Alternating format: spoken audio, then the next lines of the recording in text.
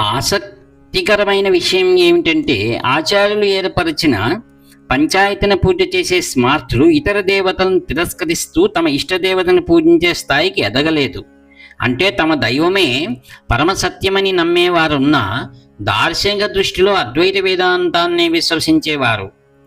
వారిలో తీవ్ర వైష్ణవులు అద్వైతులే. ఇది మనకెలా తెలుసు? మీకు తెలియకపోయి ఉంటే నన్ను చెప్పనివ్వండి. అద్వైతాన్ని అంగీకరించిన వైష్ణవుల వారసులు నేటికి ఉన్నారు. వారు తమ ఆచార్యునిగా నన్నే అంగీకరిస్తారు. అద్వైతం వారి సిద్ధాంతం. వారు నామాన్ని ధరించరు, శైవ సంబంధమైన విభూతిని ధరించరు.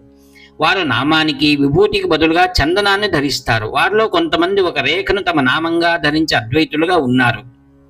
దీనితో పాటు వారు రామానుజుల అనుయాయుల కన్నా ఇంకా దృఢమైన వీర వైష్ణవులు. ఈ రోజుల్లో కొంతమందికి రామానుజీయులైన వైష్ణవులు శివాలయాలకు వెళ్ళటాన్ని పట్టించుకోకపోయినా వీరు మాత్రం ఆ పని చెయ్యరు. వీటన్నిటి వల్ల నేను ఆ జపాన్ ఆచార్యుడికి నన్ను శైవుడిగా చూపడం ఎలా తప్పు సూచించాను.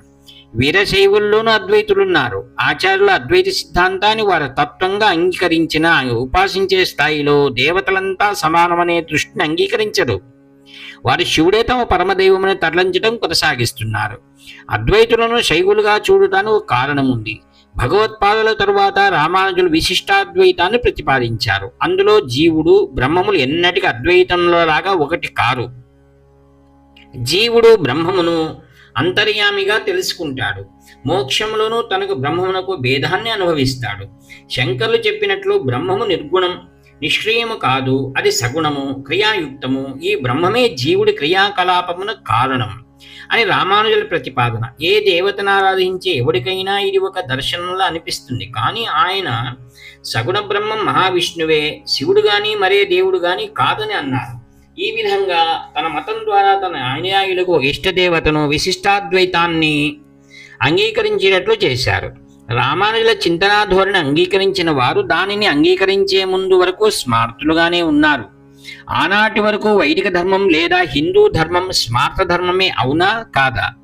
దీనివల్ల విష్ణును ఆరాధించే స్మార్తులు ఆయన సిద్ధాంతాన్ని అంగీకరించాలనుకోవటం తగినది. కొందరు ఆయన విశిష్టాద్వైత దర్శనాన్ని అంగీకరించి అనుయాయులైతే తదితర విష్ణు ఆరాధకులైన స్మార్తులు అనేకులు ఆయన ఆరాధనా మార్గానికి ఆకర్షితులై రామానుజ సంప్రదాయాన్ని హత్తుకున్నారు. కారణం ఏమిటంటే వారి ఇష్టదేవత విష్ణువును ఆ సంప్రదాయం సర్వాధికుడు అంటోంది. ఆ తర్వాత మనకు శ్రీ మధ్వాచార్యులు, శ్రీ వల్లభాచార్యులు, శ్రీకృష్ణ చైతన్యులు తమ దర్శనానికి అనుగుణంగా సంప్రదాయాలను ప్రవచించారు.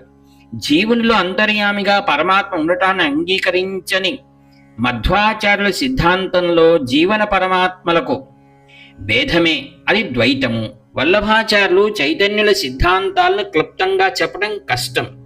మనం వాటిని ఇప్పుడు చర్చించిన అవసరం లేదు. మొత్తానికి నేను చెప్పదలుచుకున్నది ఏమిటంటే ఈ మూడు సంప్రదాయాలు తమ దర్శనాలను ప్రతిపాదించేటప్పుడు దైవం ఒక్కటే అని చెబుతూ ఇదే దైవం అని చెప్పడం జరిగింది. విష్ణు పరమాత్మ అని మాధ్వ సంప్రదాయం, ఇతర సంప్రదాయాల్లో బ్రహ్మము లేదా పరమాత్మ కృష్ణుడే. దీనివల్ల ఈ సంప్రదాయాలు కూడా విష్ణును ఆరాధించడాన్నే ప్రతిపాదించాయి. స్మార్తులైనా ఈ సంప్రదాయాలకు అనుయాయులయ్యింది. వారిలోనూ విష్ణువు ప్రధాన దైవంగా చెప్పడం చేత దాన్ని అభిమానించేవారు ఆ సంప్రదాయాలకు అనుయాయులయ్యారు. ఆ మతాచారుల దర్శనాలకన్నా తమ ఇష్టదైవమైన విష్ణువుని ఆరాధించమనటం వారిని ఆకర్షించింది. అవునా కాదా? ఈ విధంగా స్మార్థులలోని వారు తరువాత వివిధ వైష్ణవ శాఖలుగా ఏర్పడ్డ రామానుజ సిద్ధాంతానికి, మాధ్వ సిద్ధాంతానికి, వల్లభాచార్యుల సిద్ధాంతానికి, చైతన్య సంప్రదాయానికి, నింబార్కుల సిద్ధాంతానికి అనుయాయులయ్యారు. ఇలా స్మార్తులలో ఇష్టదేవతగా శివుని ఆరాధించే వారి కన్నా విష్ణువుని ఆరాధించే వారి సంఖ్య తగ్గింది. శివుని ఆరాధించే వారి సంఖ్య అలానే ఉంది. అందువల్ల అద్వైతులను శైవులుగా, శైవ సంప్రదాయాన్ని అనుయాయులుగా చూడటం జరుగుతుంది. శైవ మతాన్ని అనుసరించే వారు తమను శైవులుగా చెప్పుకుంటున్నట్లు బ్రిటిష్ వారి పరిపాలనా కాలం నుండి స్మార్తులు తమను స్మార్తులుగా చెప్పుకోవటం లేదు. ఎందుకంటే కొత్త తరం వారు తమ స్మార్తులుగా తెలియక శైవులుగా భావించడం జరుగుతోంది. 19వ శతాబ్దంలో అనేక ప్రభుత్వ పత్రాలు అలాంటి స్థితిని రుజువు చేస్తున్నాయి. ఇంతేకాదు, చాలా ఏళ్ల నాడు రామానుజులు వైష్ణవ సాంప్రదాయాన్ని వృద్ధి చేస్తున్న రోజులలో చాలా మంది విష్ణుని ఆరాధించే స్మార్తులు ఆ సంప్రదాయాన్ని హత్తుకున్నారు. అద్వైతులను శైవులుగా చూడటం అప్పుడు మొదలైంది. నేనిలా ఎందుకు చెప్పానో వివరిస్తాను. రామానుజుల కాలానికి దగ్గరలో శ్రీకంఠాచార్యులను ఒకరుండేవారు. ఆయన సిద్ధాంతంగా విశిష్టాద్వైతాన్ని పోలిన దాన్నే ప్రతిపాదించారు. ముక్తి దశలో ఆయన అద్వైతానికి చేరువయ్యారు. ఉపాసనలో శివుడే పరమదైవం. రామానుజులకు నారాయణుడు పరమాత్మ అయినట్లు ఆయనకు శివుడు పరమాత్మ. ఆయన శైవ విశిష్టాద్వైతాన్ని స్థాపించారు. స్మార్త వైష్ణవులలో రామానుజ సంప్రదాయాన్ని స్వీకరించిన వారి సంఖ్యంత కాక కొద్ది మంది స్మార్త శైవులే శ్రీకంఠాచార్యుల సిద్ధాంతాన్ని చేరువయ్యారు. చాలా మంది వైష్ణవులు రామానుజ సంప్రదాయానికి చేరువయ్యాక స్మార్తులు తమను ప్రధానంగా శైవులం అనుకుని ఉండవచ్చు. అందువల్ల శైవ సిద్ధాంతంగా స్థాపించబడ్డ దాన్ని వారు స్వీకరించదలచలేదు. శైవ సిద్ధాంతం పేర్కొన్న ముక్తి అద్వైత సిద్ధాంతం చెప్పేదానికి దగ్గరలో ఉంది. అందువల్ల వారు మనమెందుకు దానికి మారాలి అని అనుకుని ఉంటారు. వేదాంతం కొందరికి రుచిస్తుంది. ఎక్కువ మందికి భక్తి, ఉపాసించే దైవం ముఖ్యం. అందువల్ల స్మార్తుల్లో విష్ణువును ఆరాధించే వారు విష్ణు ఆరాధనను ప్రముఖమైనదిగా ప్రోత్సహించే ఆ సిద్ధాంతాన్ని దగ్గరయ్యారు. దాని ఫలితంగా అద్వైతం శివారాధనను ముఖ్యమైనదిగా చేసుకున్నదనే అభిప్రాయం ఏర్పడింది. దీనివల్ల శివారాధన ప్రాధాన్యత ఇచ్చే శైవ సిద్ధాంతం ఏర్పడినప్పుడు శివుడే దైవంగా భావించే స్మార్తులు దానికి చేరువు కాలేదు. కానీ నేడు ఇవన్నీ తెలియని వారు అద్వైతులంటే శైవులు అనుకుంటున్నారు. శంకర మఠాల్లో శ్రీ చంద్రమౌళీశ్వర పూజ చేయడానికి కారణం ఉంది. సాక్షాత్ పరమేశ్వరుడి ఆచార్యులకు 5 స్ఫటిలింగాలను ఇచ్చి అవి ఈ ప్రపంచంలో ప్రతిరోజు అర్చించబడాలని ఆనతిచ్చాడు. మన ఆచార్యులు వాటిలో 2 శృంగేరి, కంచి మఠాల్లో ఉంచి మిగిలిన 3 నేపాల్, కేదార్నాథ్, చిదంబరంలో ఉంచారు. పూజలకు ఆటంకం లేని విధంగా కట్టడి చేశారు. శంకర మఠాలన్నీ ఒక పద్ధతినే పాటించేటట్లు అన్ని శంకర మఠాల్లో వారి చంద్రమౌళీశ్వర పూజలను ఏర్పరిచారు. ఆచార్యులకు శ్రీ లక్ష్మీనరసింహస్వామి సాలగ్రామాన్ని ఇచ్చారు. ఈశ్వరుడు స్ఫటికలింగాలను ఇచ్చినట్లు నరసింహస్వామి తన స్వరూపమైన సాలగ్రామాన్ని ఇవ్వటము జరిగింది. స్ఫటికలింగాన్ని పూజ ఏర్పరిచినట్లు ఆచార్యులు సాలగ్రామాన్ని పూజలో ఉంచారు. మన ఆచార్యులు శివునికి, విష్ణువుకు భేదం చూపలేదు. మన చిదంబరం స్ఫటిలింగాన్ని ప్రతిష్ఠించినట్లు బద్రీనాథ్లో నారాయణ్ని ప్రతిష్ఠించారు. అక్కడ ఆయన ఒక మఠాన్ని నెలకొల్పారు. ప్రముఖ కృష్ణ క్షేత్రాలైన పూరి జగన్నాథ్, ద్వారకల్లో ఆయన మఠాలను స్థాపించారు. ఆయన శివ సహస్రనామాలకు వ్యాఖ్య రాయలేదు, విష్ణు సహస్రనామాలకు వ్రాశారు. పురాణాల్లో మనకు శివగీత, దేవీ గీతలు లభిస్తున్నా శ్రీకృష్ణ పరమాత్మ ఉపదేశమైన భగవద్గీతనే వ్యాఖ్యానించటానికి ఎంచుకున్నారు. ఆయన ఈశ్వరునిపై, అంబికపై స్తోత్రాలు రచించినట్లు మహావిష్ణువు, శ్రీరాముడు, కృష్ణుడు, మహాలక్ష్మిలపై స్తోత్రాలు వ్రాశారు. ఆయన్ను శైవుడనే వారికి ఆయన గూర్చిన ఈ విషయాలు పట్టలేదు. ఆచార్యులు స్థాపించిన మఠాలు శివపూజకే పరిమితం కావని లోగడ నేను చెప్పాను. మఠంలో జరిగే పూజ పంచాయతన పూజ కూడా. ఆచార్యులు శివశక్తుల అవతారం. ఉమామహేశ్వరులు ఆయన కైలాసంలో 5 లింగాలను ఇచ్చారు. అందువల్ల ఈశ్వరుడికి, అంబికకు కేంద్ర స్థానం ఇచ్చి మఠాల్లో పూజలు జరుగుతున్నాయి. ఈ శివపంచాయతన పూజా సంప్రదాయంలో మహావిష్ణువు, గణపతి, సూర్యుడు కూడా పూజలు అందుకుంటున్నారు. మన మఠంలో రామనవమి, గోకులాష్టమి, నరసింహ జయంతులను, శివరాత్రి, నవరాత్రులను జరుపుతున్నాము.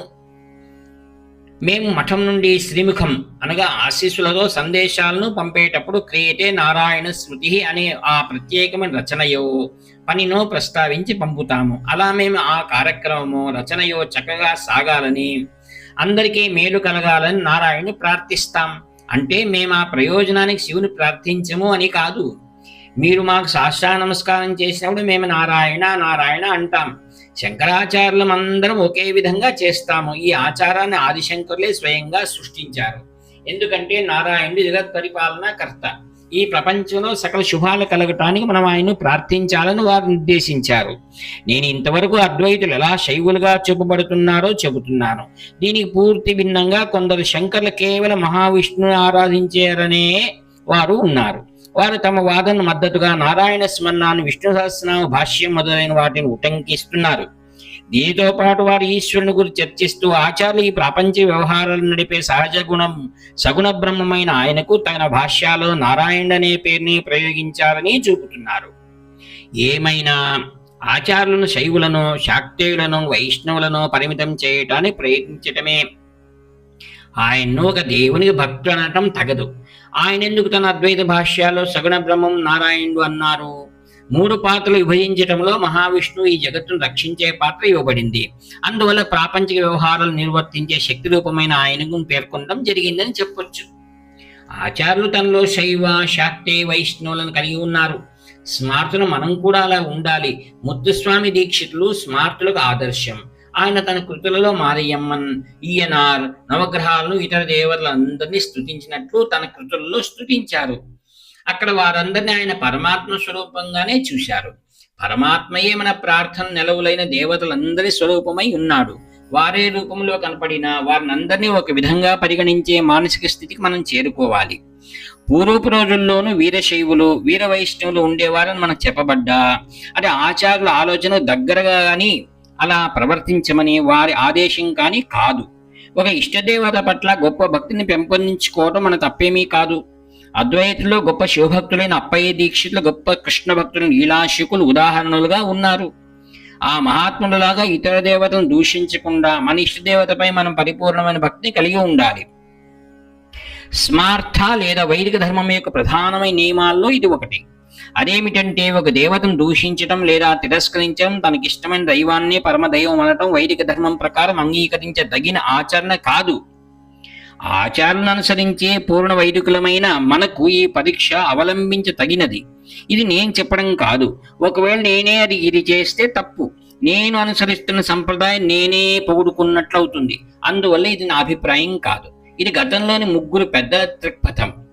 అద్వైతులకు, విశిష్టాద్వైతులకు, ద్వైతులకు మూల పురుషుడైన వ్యాస మహర్షి దృక్పథం ఇది.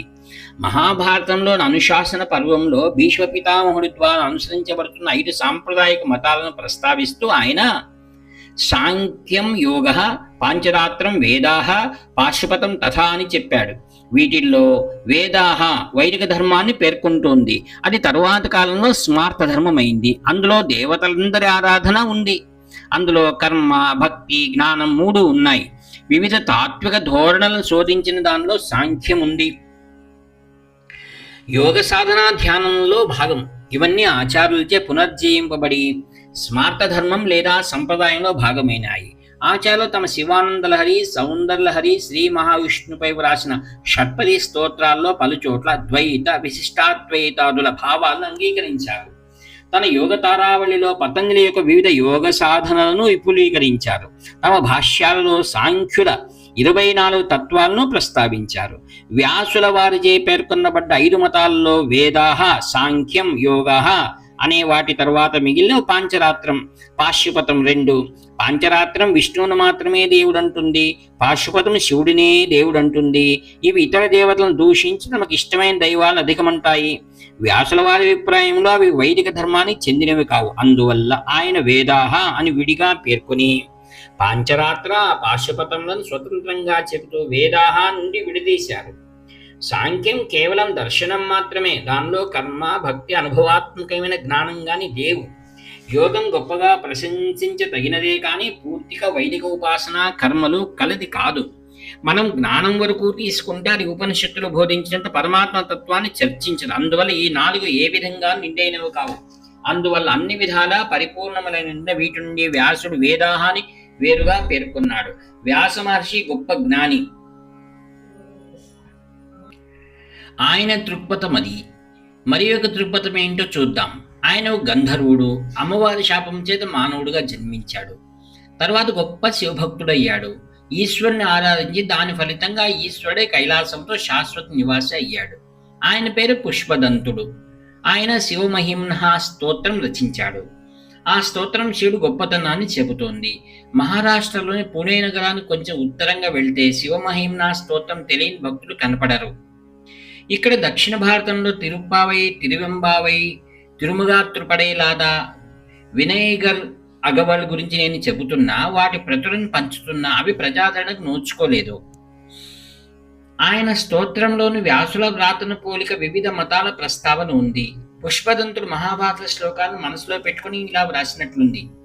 త్రయీ సాంఖ్యం యోగ, పశుపతి మతిం వైష్ణవమితి. త్రయీ అంటే లేదా, త్రయీ అంటే వేదాహ, వేదములు, తర్వాత సాంఖ్యము, యోగము, పశుపతి మతము, ఇతర దేవతను తిరస్కరించి శివుడనే దైవం ఉంటుంది.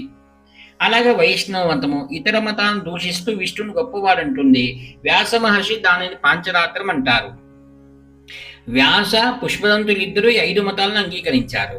వారు వాటిని ఒకే సముద్రంలో కలిసి 5 నదులు అన్నారు. వారు ఇతర దేవతలను దూషిస్తూ ఒక దైవాన్ని గొప్పగా చేసి చెప్పే మతాలను వారు అంగీకరించారు.